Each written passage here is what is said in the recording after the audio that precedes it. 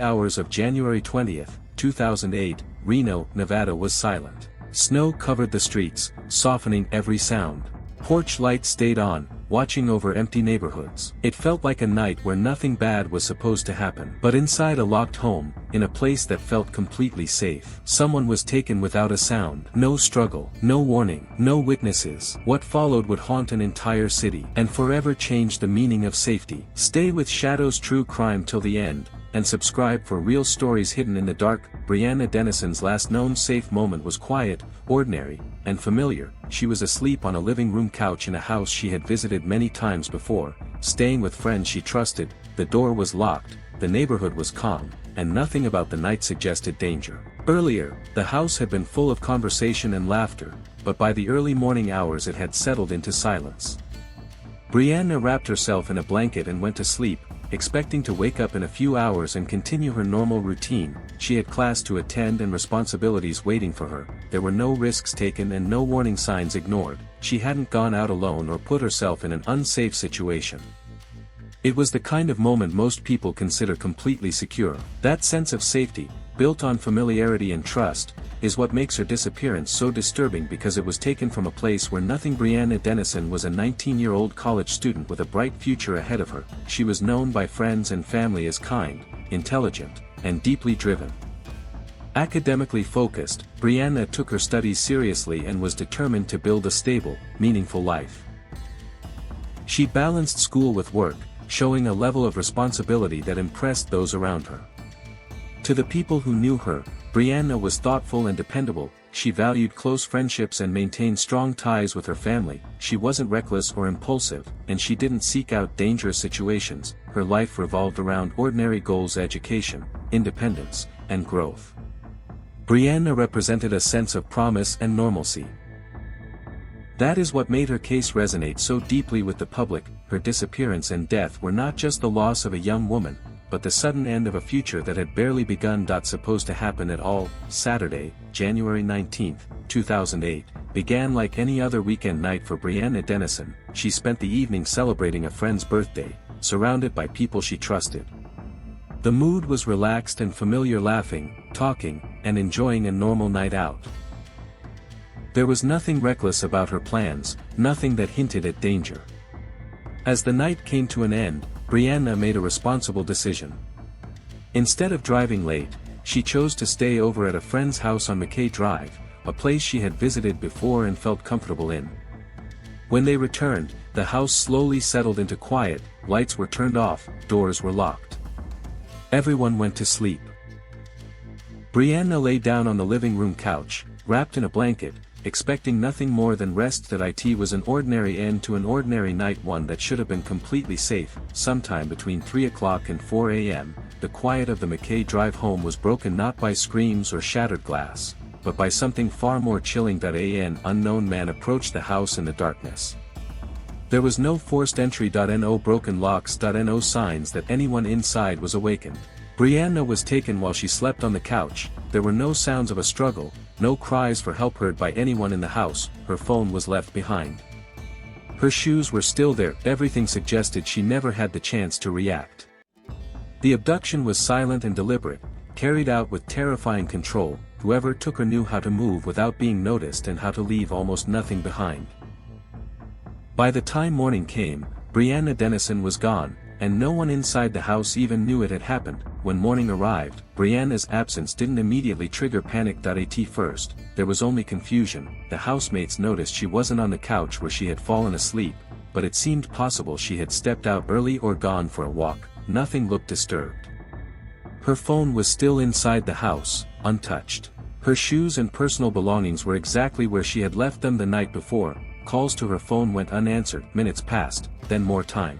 Slowly, confusion turned into unease. Brianna was responsible. She wouldn't leave without her phone.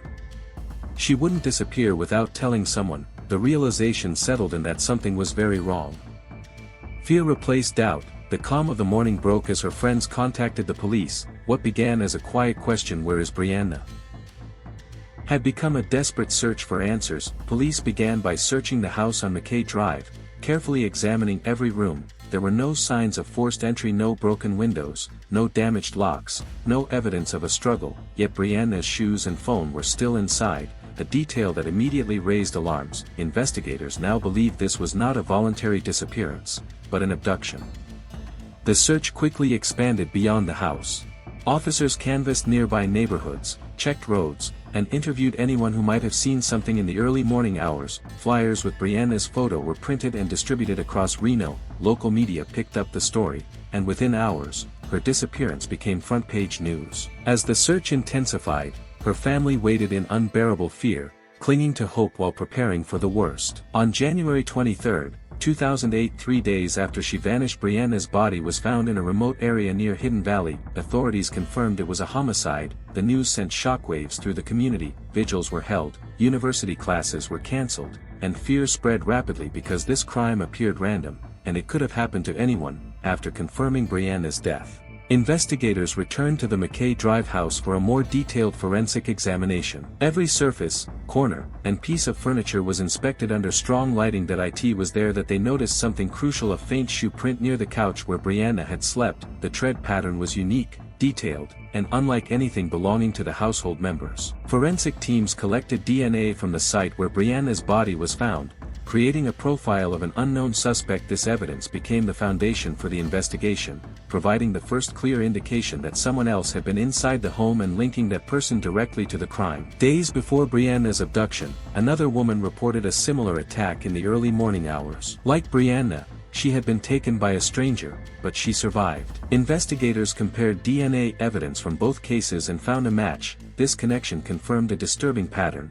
The attacks were deliberate, opportunistic, and carried out by the same individual, giving law enforcement a critical lead toward identifying the perpetrator. Brianna's disappearance and subsequent murder sent shockwaves through the University of Nevada, Reno community. Students and residents became acutely aware of the risks, even in familiar neighborhoods. Routines changed, friends walked together, doors were double-checked, and porch lights stayed on throughout the night. Police increased patrols in residential areas, particularly near campus, and residents were urged to report any unusual activity immediately. The realization that the attacks were random heightened fear, as no one could predict who might be targeted next. The sense of security that had once existed in quiet neighborhoods was shattered, leaving a lasting mark on the community.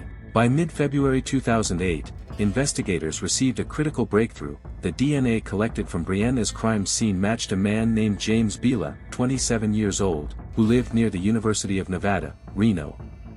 Importantly, Bila had no prior connection to Brianna, confirming that she had been a random victim.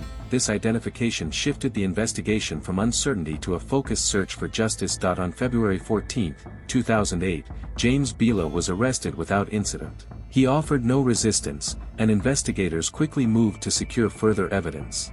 Inside his residence, officers found shoes that matched the unique tread pattern discovered near the couch at the McKay Drive house. Forensic testing confirmed his DNA matched the samples collected from Brianna's body and the earlier attack on the surviving victim. With these pieces of evidence, the case against Bila was solidified, giving investigators the confidence to proceed toward trial. During the trial, prosecutors meticulously outlined the timeline of events surrounding Brianna's abduction and murder. They presented physical evidence, including the DNA matches and the distinctive shoe impression, alongside testimony from the surviving victim. The defense attempted to challenge aspects of the timeline, but the overwhelming evidence left little room for doubt.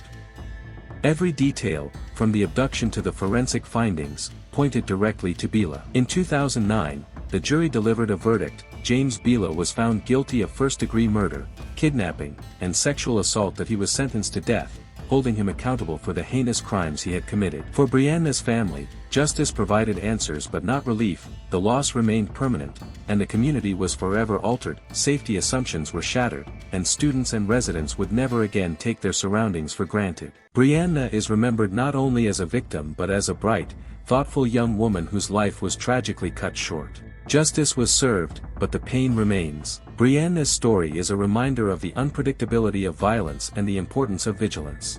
Subscribe to Shadows True Crime, comment, and follow for more in-depth true crime investigations and real-life stories from the shadows.